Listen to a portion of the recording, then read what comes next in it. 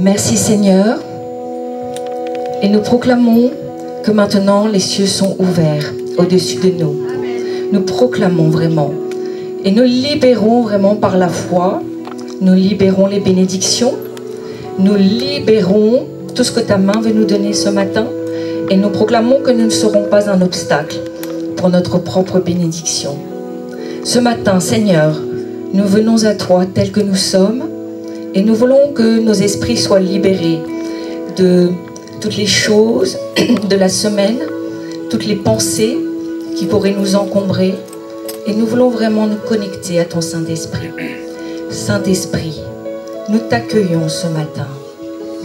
Tu es l'hôte, invisible, mais si présent, si réel. Saint-Esprit, viens vraiment toucher nos cœurs, viens nous parler dans un souffle, une pensée.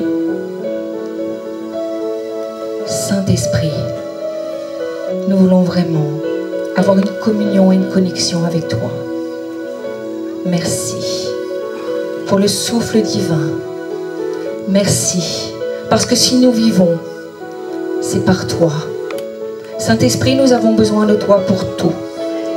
Dans la vie de tous les jours, pour chaque chose. Si nous respirons, c'est par toi. Si nous vivons, si nous nous levons, si nous nous couchons, nous avons besoin de toi et de ta force en nous. Merci, parce que tu fortifies notre esprit, parce que tu ne nous as pas donné un esprit de timidité, mais de force, de sagesse et d'amour. Renouvelle en nous, ce matin, un esprit bien disposé. Fortifie notre esprit, rends-le encore plus sage.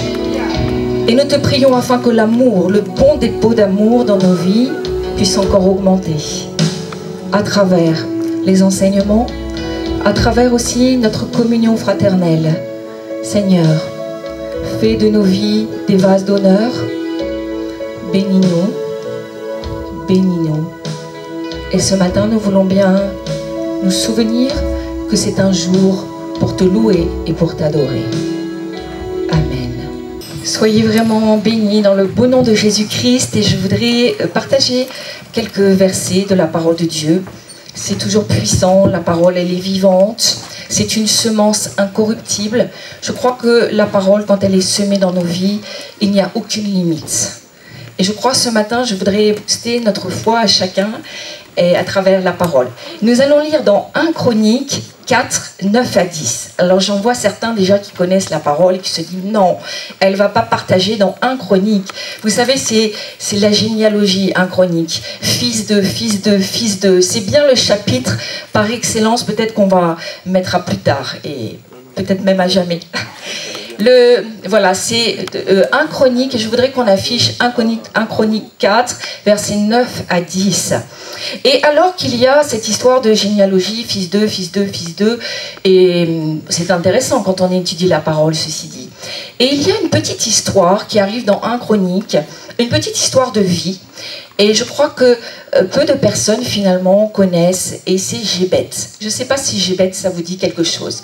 Il y en a qui connaissent Gébet, un personnage qui est finalement peu connu. Et nous allons lire ce que la parole de Dieu dit à propos de Gébet. Ça commence d'une façon assez incroyable. Gébet était plus considéré que ses frères. Alléluia, nous voyons qu'il y a une grande bénédiction sur la vie de Gébet, cet homme Gébet. Mais attendez, sa mère lui donna le nom de Gébet en disant « c'est parce que je l'ai enfanté avec douleur ». Et en fait, c'est le mot Gébet, le nom Gébet, ça veut dire cause de douleur. Vous imaginez, il n'a pas forcément bien démarré dans la vie, Gébet.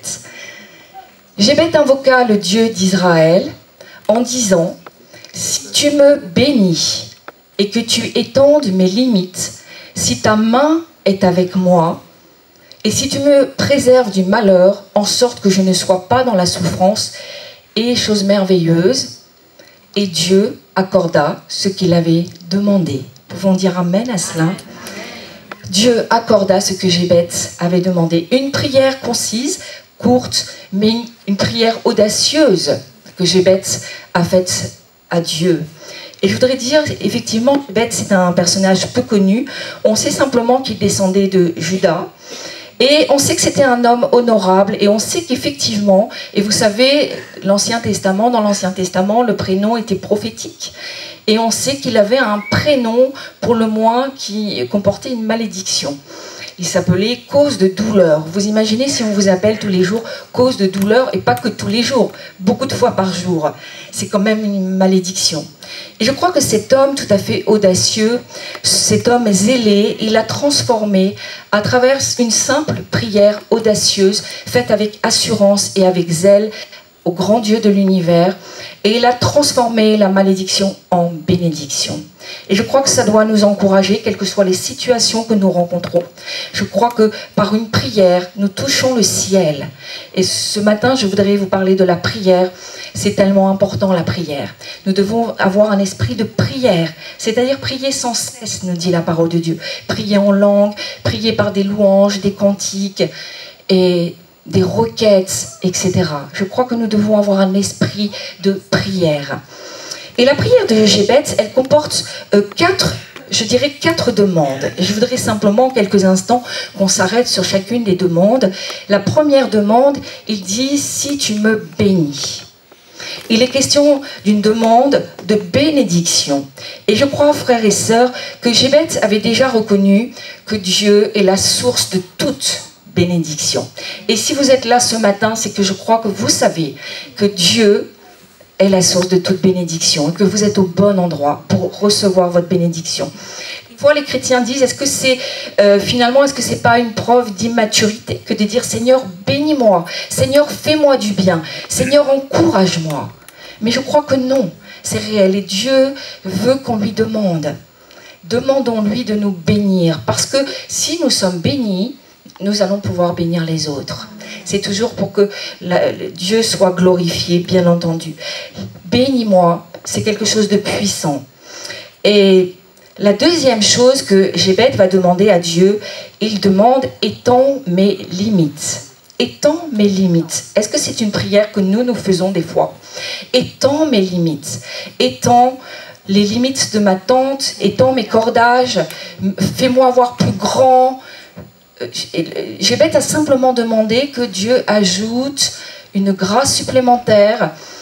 Il a dit « bénis-moi dans mes terres, bénis-moi que je rentre dans ma propre prospérité ». Il a dit « je veux quelque chose de plus vaste, de plus grand ». Et je crois que nous pouvons aussi, et nous devons le demander à Dieu, « Seigneur, que ce soit plus grand, plus vaste ». Que les richesses soient ajoutées dans ma vie, que je rentre dans ma prospérité, ma propre prospérité, et que tout ce que je fais puisse me réussir. Alléluia. Nous pouvons et nous devons le demander à Dieu. Peut-être simplement c'est dans ton travail. Seigneur, étends mes limites. Étends mes limites dans mon travail, que je sois élevé socialement. Peut-être c'est dans les finances.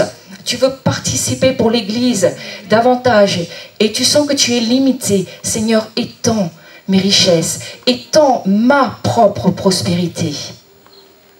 Il y a une troisième, tout ça pour vivre une vie d'abondance. Alléluia. Nous vivons une vie d'abondance dans le Seigneur. Recherchons l'abondance. Troisième chose que Jébet va demander, il dit « si ta main est avec moi ». Et nous devons rechercher la main de Dieu. Vous savez, dans l'Ancien Testament, il était souvent question de la main de Dieu qui était sur nous. Et je crois qu'il a bien compris que la main de Dieu doit être visible dans notre vie. Nous devons, pour l'évangélisation, pour avoir un témoignage, les autres doivent voir que la main de Dieu est visible dans nos vies. Et la main de Dieu, elle fait quoi dans ta vie finalement? La main de Dieu, elle va te guider. Et nous avons le Saint-Esprit aujourd'hui. Elle va te guider, elle va te porter, elle va te consoler, la main de Dieu, te rassurer. Elle va également te retenir des fois, elle va te protéger et surtout, elle va te discipliner. Nous avons ici, dans le mot disciple, il y a le mot discipline. La main de Dieu fait tout cela dans nos vies. Et nous devons demander vraiment à Dieu que ta main soit avec moi, que ta main soit sur moi. Il a également demandé, si ta main est avec moi, si tu me préserves du malheur. Je vous ai expliqué pour Jébet. Rien que son nom était prophétique de malheur. Mais ça a bien terminé parce qu'il est écrit, Jébet était plus considéré que ses frères. Alléluia. Et je crois que la main de Dieu elle est importante bien sûr pour tout ce que je viens de dire, mais également pour notre protection personnelle. Jébet, s'il a demandé la protection de Dieu, c'est qu'il sait que le malin est très malin et qu'il avait besoin de Dieu pour le garder, qu'il avait besoin de Dieu pour protéger ses pas, partout où il allait, partout où il serait. Nous devons le demander aussi. Seigneur, que je sois toujours au bon moment, au bon endroit. Ne permets pas que mes pas vraiment, que je puisse chanceler et que je puisse tomber. Garde-moi de toute chute et de tout faux pas. Délivre-nous du malin. Nous trouvons ça dans Matthieu 6, 13 et nous pourrions à chaque fois trouver le pendant dans le Nouveau Testament de tout ce que je vous dis. Et la réponse de Dieu que je voudrais m'arrêter quelques instants là-dessus, elle est courte mais elle est puissante. Et il y a 3 petits points, nous ne savons pas le temps de l'exaucement. Est-ce que ça a été immédiat? Est-ce qu'il y a eu un certain temps? 3 petits points. Et Dieu accorda ce qu'il avait demandé. La prière du juste a une grande efficacité. Quand nous prions avec zèle, quand nous avons une prière d'assurance, nous venons avec assurance au trône du Père. Et tout ce que Jébet a demandé, Dieu a béni, parce que c'était dans sa volonté. C'est une requête que Dieu a acceptée. Il a répondu à sa requête dans tous les points que Jébet a énumérés. C'est une tellement belle phrase, et Dieu accorda qu'il avait demandé. Nous avons tous des prières que nous avons amenées au Seigneur. Peut-être c'est un temps, tu es dans l'attente, mais il y a ces 3 petits points qui nous font dire qu'il faut persévérer dans la prière. Parce qu'à un moment donné, Dieu va accepter ta requête. Dieu va t'accorder ce que ton cœur désire. Je le crois, si c'est juste. Si Dieu peut se glorifier dans l'exaucement de ta prière, alors Dieu va te le donner. Il y aura un temps. Sois patient, persévère, sois zélé et sois simple avec le Seigneur. Parce que Dieu aime aussi la prière faite avec sincérité de cœur. Je voulais vous dire, vous savez, cet homme, Jébet, j'imagine sa vie, elle était tracée dans le malheur, sa vie. Parce que je crois que la partie prophétique du prénom l'aurait entraîné de malheur en malheur. Mais en un instant, Dieu a tout changé. Sa destinée a été complètement changée. Et vous savez quoi? À tout moment, Dieu peut encore changer votre destinée. Il ne faut pas regarder à la façon dont on a commencé, mais c'est beaucoup plus glorieux la façon dont on va terminer. Vous ne croyez pas? Et s'il y a encore des choses compliquées, tu as démarré ta vie et c'était difficile, tu penses qu'il y a eu de malheur, et Jébet était plus considéré que ses frères parce que Dieu l'avait élevé. Dieu avait enlevé tout malheur dans sa vie. Et il était certainement même jalousé par la suite. Il était plus considéré que le plus considéré des hommes. Amen. Il a fait confiance à Dieu pour son présent et pour son avenir. Et je crois, et je voudrais m'arrêter là-dessus, vous exhorter, frères et sœurs.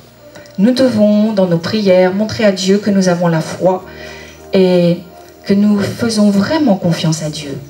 Il y a eu le passé, Jébet a eu un passé de malheur, mais il a dit au présent, moi je vais arracher ma bénédiction.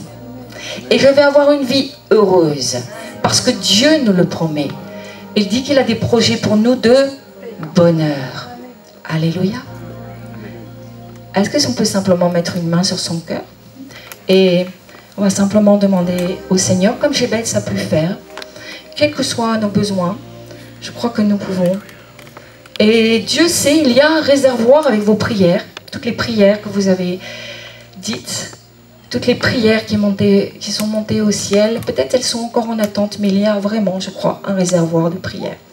Seigneur, nous pouvons répéter, Seigneur, je te prie de me bénir.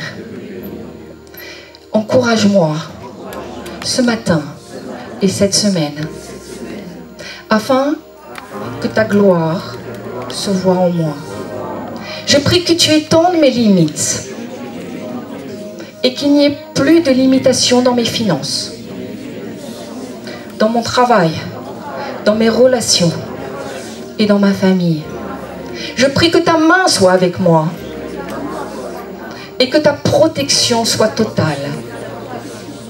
Et s'il se trouve encore quelques malheurs, quelques désolations, je prie que le bonheur soit total Et je prophétise sur ma vie des temps de rafraîchissement au nom de Jésus-Christ. Amen. Et Dieu accorda ce qu'il avait demandé. Soyez bénis.